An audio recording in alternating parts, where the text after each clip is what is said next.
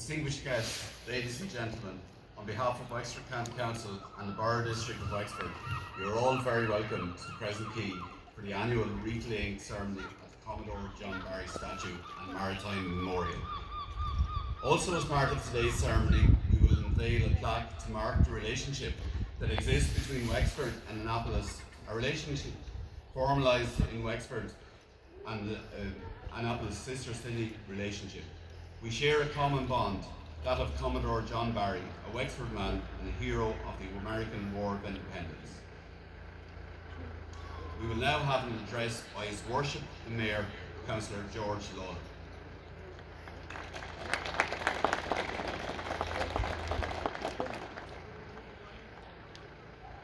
Minister Fleming, Oireachtas members, councillors, Lieutenant Colgan and members of our Naval Reserve, members of our agencies, both statutory and non-statutory, Reverend Father Cullen and Reverend Kieran Kavanagh.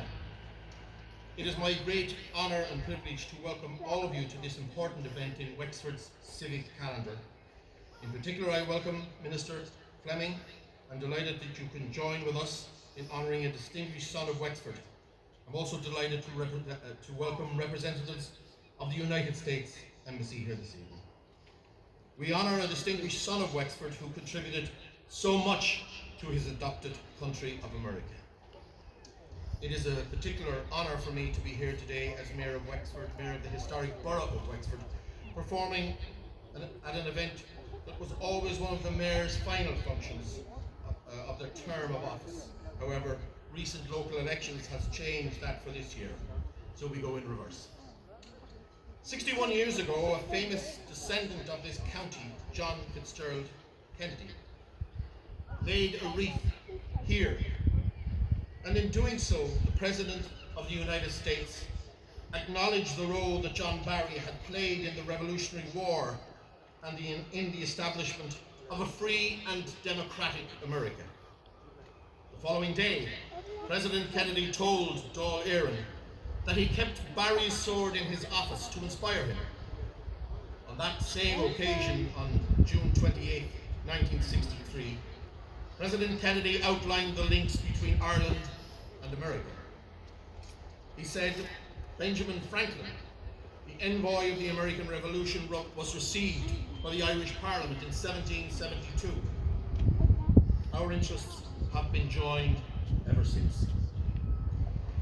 Franklin sent leaflets to Irish freedom fighters. O'Connell was influenced by Washington, and Robert Emmet influenced Lincoln. Irish volunteers played so predominant a role in the American Army that Lord Mountjoy lamented in the British Parliament that we have lost America through the Irish.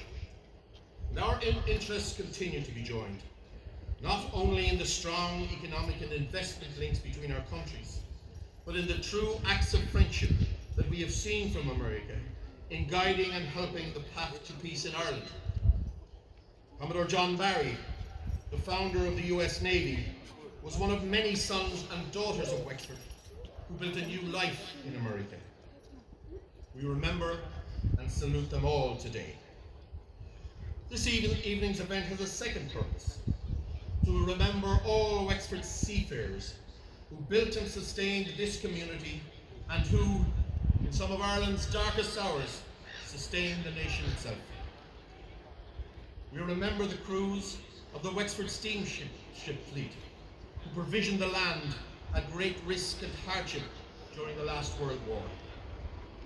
Our very street names recall those ships: Edenvale Avenue, Menapia Avenue, and the heroic Curlogue with its 11-man crew who braved tempestuous seas and possible air attack to save 168 German soldiers from drowning in the Bay of Biscay in December 1943.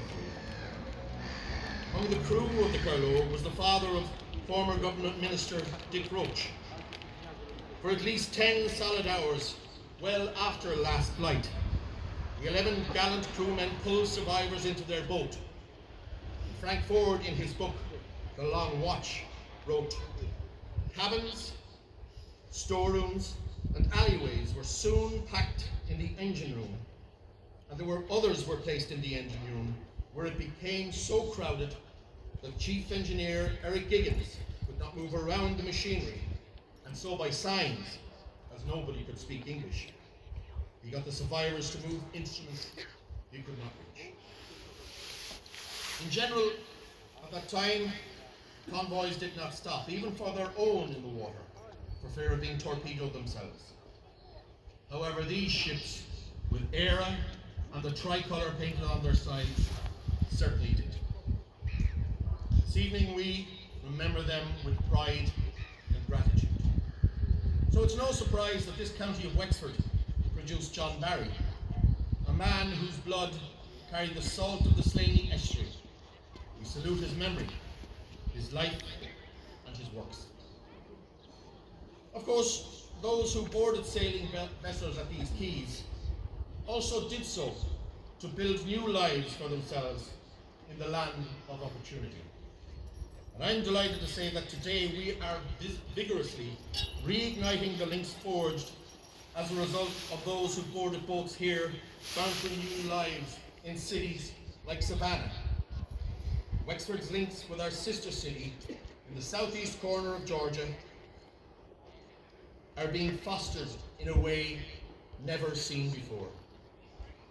The students of Georgia Southern University are now an integral part of our Wexford diaspora, and we look forward to welcoming students on a year-round basis to the Wexford campus and their new accommodation at the Adoration Convent in Wexford in 2026. Our economic links with Southeast Georgia are being driven by our Trade Bridge programme. Of all those of Irish extract in Savannah, a remarkable 56% can trace their links back to Wexford. As such, the interaction with our Georgian cousins is very much a sense of homecoming that we will most certainly foster as a memory who made that long, arduous journey for a better future. And this evening, we also unveil a plaque to remember the original fostering of links between Wexford and Annapolis, Maryland, the location of the major American Naval Academy, home to 5,000 midshipmen. Much of the academy is a memorial to Barry, and the church displays his Bible. May the deeds of John Barry and all the seafaring sons and daughters of Wexford, who followed him in the service of liberty and freedom, inspire this generation of Wexfordians to serve our community better. As John F. Kennedy told Dáil Éireann exactly 61 years ago, it is that quality of the Irish, that remarkable combination of hope, confidence, and imagination that is needed now more than ever today. The problems of the world cannot possibly be solved by skeptics or cynics whose horizons are limited by the obvious realities. We need men and women who can dream of things that never were and ask, why not? Let us move forward on Wexford's great journey with confidence and pride. Gur míle maith.